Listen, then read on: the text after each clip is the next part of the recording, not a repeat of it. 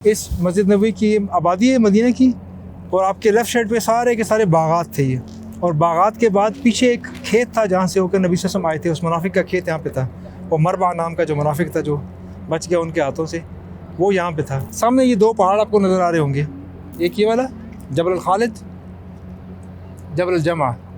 इन दोनों के दरमियान से होते हुए दुश्मन मक्का से होते इनके दरमियान से आके ये जहाँ पे आपको नीचे कबूतर नज़र आ रहे हैं, यहाँ पे आके उन्होंने पड़ाव किया। लेकिन वो 9 जो थे 200 घोड़ों के लिए बहुत सख्त नाकाफ़ी थे। उन्होंने आड़े हाथों लिया और शुहदा की लाइन लगी। 72 शुहदा हुए, इनमें से भी हुए, नीचे भी हुए। जंग का पासा बिल्कुल बदल गया। तो सिपाहसालार का आपने ऑर्डर वायलेट नहीं करना है। जो एक स्ट्रेटजी मशवरे के साथ जनरेट हुई है उसके मुताबिक आपने चलना है। उसके ख़िलाफ़ गए, नुकसान हुआ।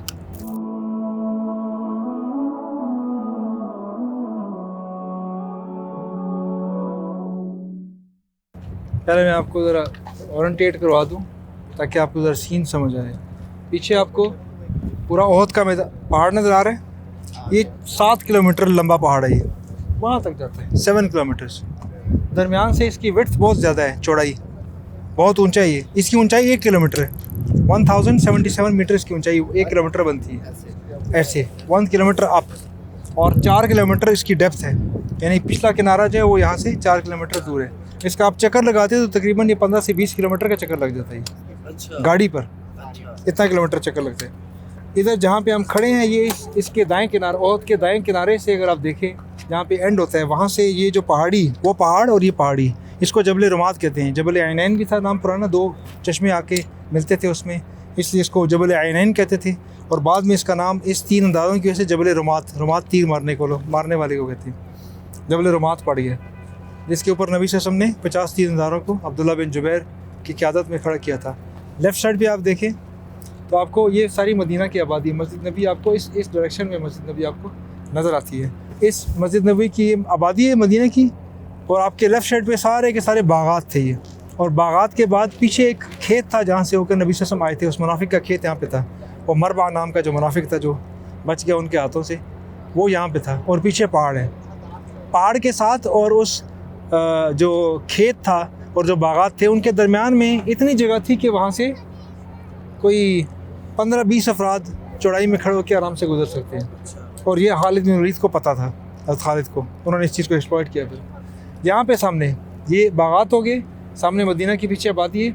दुश्मन सामने ये 2 पहाड़ आपको नज़र आ रहे होंगे, एक ये वाला जबल खालिद, जबल जमा। इन दोनों के दरमियान से होते हुए दुश्मन मक्का से होते इनके दरमियान से आके ये जहाँ पे आपको नीचे कबूतर नज़र आ रहे हैं, यहाँ पे आके उन्होंने पड़ाव किया। दे सैट हियर। यहाँ दुश्मन ने वो जो 3 आप सल्लम वगैरह किधर थे? नबी सल्लम की फ़ौज, ये 3000 उनके थे। नबी सल्लम यहाँ से होते सुबह फजर की नमाज से पहले होते इस जबल रुमात के साथ आगे इसी डायरेक्शन में जाएँ जहाँ पे आपको गारे हिरा नज़र आ रहा है। यहाँ पे आके उन्होंने अपनी फ़ौज को सीधा किया और रुख काबा की तरफ करके, कि पहले सुबह की नमाज़ पढ़नी थी, सफ़बंदी की। सबसे आगे नेज़े वाले ज़मीन पे ऐसे एक घुटना नीचे रख के ऐसे बांटा करते थे, नेज़ा ऐसे ऊपर होता था। फर्स्ट लाइन नेज़े की क्यों रखी जाती थी? दुश्मन के भागते हुए आने वाले घोड़ों को रोकने के लिए, और अगर पैदल आता है तो उसका भी ये नुकसान। ये नेज़े खड़े हैं, आपको हाथ लगाने की ज़रूरत ही नहीं है, नेज़े उनके सीनों में चुभेंगे, उधर ही मरते रहेंगे। तो first line, second line, third line ऐसे बनाई। जो अफराद थे उनको इन्होंने डिस्ट्रीब्यूट किया। 700 रह गए थे, 300 तो निकल चुके थे। में नमाज ही पढ़ी होगा, उसी सफ़बंदी की पोजीशन में उन्होंने नमाज़ पढ़ी है। नबी सल्लल्लाहु अलैहि वसल्लम ने नमाज़ पढ़ी है, ऐसी वैसी मैनेजमेंट। ये इकबाल का जो शेर है, आ गया ऐन लड़ाई में जो वक्त नमाज, क़िबला रूह हो के ज़मीन बोस हुई कौम हिजाज। एक सुबह का टाइम आया और एक शाम का दोबारा, उसका भी तज़किरा करूँगा कि बैठे बैठे उन्होंने नमाज़ पढ़ी। नमाज का टाइम है, नमाज़ छोड़ी नहीं है। दिस वॉज दैट नमाज जो इकबाल ने तज़किरा किया था। यहाँ पे दुश्मन था और यहाँ पे अपनी फ़ौज ऐसे लाइन अप हुई, इस बहुत करीब थी। उस ज़माने की फ़ौज जंग तो ऐसी होती थी। इस पे जो 50 तीरंदाज थे, उसको उन अफराद को अब्दुल्ला बिन जुबैर की सरबराही में, जो एक प्लाटून कहते हैं फ़ौज में, आप कहेंगे प्लाटून एक यहाँ पे खड़ी की थी। इधर 1000 थे, 700 रह गए, वो 3000 ही आए थे। घोड़े उनके पास 200 तो घोड़े थे सिर्फ, 3000 ऊँट लेके आए थे। 3000 ऊँट, आप इधर 3000 ऊँट बैठाएं, आपको पता लग जाएगा कि सामने दुश्मन की फ़ौज कितना फैली हुई थी, जिसमें 200 घोड़े होंगे। और इधर एक भी घोड़ा नहीं था। कुछ ने कहा कि 2 घोड़े थे, लेकिन इब्न हजर अस्कलानी के कौल है कि कुछ नहीं, एक घोड़ा भी नहीं था। सारा का सारा मिक्स किया चीज़ों को खामखा लोगों ने। तो नबी सल्लल्लाहु अलैहि वसल्लम ने इनको किस लिए बैठाया था? इब्न हिशाम के कौल के मुताबिक नबी सल्लल्लाहु अलैहि वसल्लम ने फरमाया कि अब्दुल्ला बिन जुबैर और तेरे साथ के जो तीरंदाज हैं, हमें दुश्मन के शाह सवारों से बचाओ। शाह सवार घोड़ों पे आने वाले, यानी इसको जो पॉइंट किया गया, खालिद बिन साथ एक और थे 100 थे खालिद बिन वलीद के पास और 100 इकरामा बिन अबू जहल के साथ। अबू जहल क्यों खालिद बिन वलीद? इसलिए कि बनी मखजूम का काम एक जंग में घोड़ों की फ़ौज के साथ लड़ना था। इकरामा बिन अबू जहल का बेटा था, बाप के कत्ल का बदला भी सर पे सवार था, अब बदर में हो चुका था उनके साथ। और ये वलीद बिन मुगीरा के बेटे थे, Khalid bin Walid. He was skilled warrior. तो उन्होंने अपने राइट विंग जो 2 विंग्स बनाए थे, उनमें से Ikrimah was basically number 2 two हज़रत Khalid. Basically it was 1 division of 200 camels horses 100+, लेकिन खालिद बिन वलीद ने उसको 2 में तकसीम कर दिया था। तो ये दोनों उसमें थे। इनको क्यों खड़ा किया था? इब्न हिशाम का जो कौल है, सीरत इब्न हिशाम का, कि नबी सल्लल्लाहु अलैहि वसल्लम ने उनको कहा उस सहाबी को कि हमें दुश्मन से बचाओ, दुश्मन तुम्हारी तरफ से हमारी तरफ ना दौड़े और दुश्मन पीछे से हमारे ऊपर ना आए।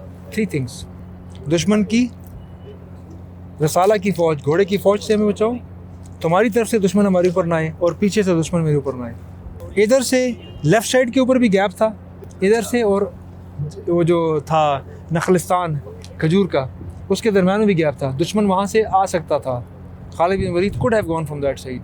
उसी को रोकने के लिए इधर ऊंचे बैठे हुए थे। जंग में जो ऊंचे मकाम पे बैठा होता है वो एडवांटेजस पोजीशन में होता है, उसको दिखता भी ज़्यादा है, उस तक दुश्मन पहुंच भी नहीं सकता। अगर वो इधर से आ रहे होते इधर से तीर चला देते। यस, और घोड़ा 2-4 घोड़ों को लगे घोड़े भाग जाते हैं, इंसान तो नहीं, ऐसे भाग जाते हैं। अच्छा ऐसे हुए हुनैन की जंग में क्या हुआ था, आगे घोड़े लगे हुए थे, उन पर जब तीर पड़े तो उल्टे भागे हैं और पाँव के नीचे लोग आके शहीद हुए थे। अगर वो इधर से जाएगा तब भी इन्होंने फायर करना है उनके ऊपर, तीर चलाने हैं।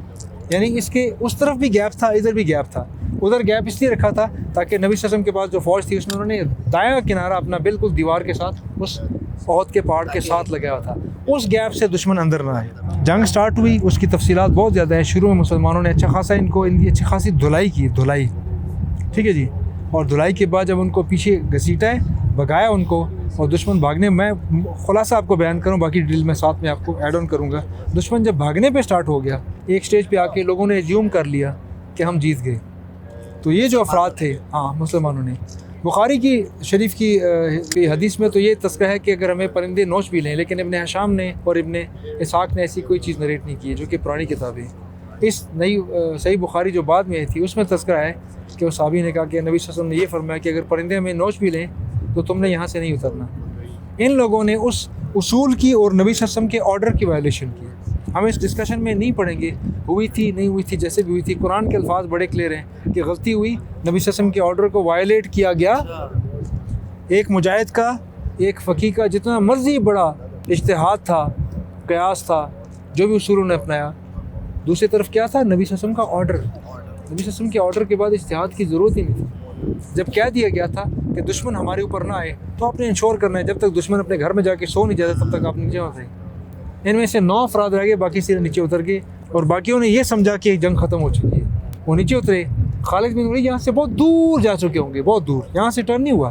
अच्छा, इतना दूर वापस भाग गए थे। अच्छा, ठीक है जी, भाग चुके थे, कुछ लोग कैदी भी हो चुके थे। अबू सुफियान कैदी हो चुके थे उनकी अपनी हदीस के मुताबिक। He was arrested somewhere here, he was not out of that. इधर पीछे भाग रहे हैं। अभी मगरिब भी आपको इधर ही नज़र आएगी। जंग का दोपहर के बाद का टाइम है, उसके आसपास का टाइम। इधर को भाग रहे हैं, ख़वातीन भी हैं उनके अंदर, औरतें साथ लेके आए थे, हर सरदार की बीवी साथ थी, और वो भाग रहे हैं दुश्मन, और उनमें घोड़े भी भाग रहे हैं। खालिद बिन वलीद ने बहुत दूर जाके टर्न लिया होगा, क्योंकि अगर दरमियान में बहुत करीब से टर्न लेते तो ये किस लिए खड़े थे यहाँ पे? ये 9 तीरंदाज भी उस टाइम काफ़ी थे उनके लिए। वो वहाँ से घूमे वापस आए, और लोग जो कहते हैं ना कि इधर से आए, इधर से आ नहीं सकते थे, खजूरों के बागात थे, वहाँ पे घोड़ा नहीं जगह होती तो पहले ही अंदर मदीने में घुस चुके होते। ये पीछे से घूम के आए हैं। कल हम गए हैं गाड़ी में, याद होगा आपने, ये चेक करने के लिए हम गए थे कि डिस्टेंस कितना है। 21 किलोमीटर का हमने डिटूर मारा है। जब वो उधर से आए तो 9 जो तीरंदाज थे वो इधर ही खड़े थे, वो ऊपर खड़े थे। अच्छा। लेकिन वो 9 जो थे 200 घोड़ों के लिए बहुत सख्त नाकाफ़ी थे। उन्होंने आड़े हाथों लिया और शुहदा की लाइन लगी। 72 शुहदा हुए, इनमें से भी हुए, नीचे भी हुए। जंग का पासा बिल्कुल बदल गया। नबी सल्लल्लाहु अलैहि वसल्लम के ऑर्डर की नाफरमानी थी। सिंपल, हमें इस चीज़ में प्रोटेक्ट करने की ज़रूरत नहीं। अल्लाह ताला ने एक मैसेज देना था इन अच्छे लोगों को, इस पूरे टेस्ट में फिल्म में पिक्चराइज करके कि इन्होंने गलती की और आज रहती दुनिया तक सबको मैसेज मिल गया कि आपने नबी सल्लल्लाहु अलैहि वसल्लम के ऑर्डर की वायलेशन नहीं करनी और जंग में अपने जंग का जो और सिर्फ सिपा सालार है आखिरत का नुकसान नहीं होगा, दुनिया का नुकसान भी होगा। तो सिपा सालार का आपने ऑर्डर वायलेट नहीं करना है, जो एक स्ट्रेटजी मशवरे के साथ जनरेट हुई है उसके मुताबिक आपने चलना है, उसके ख़िलाफ़ गए नुकसान हुआ।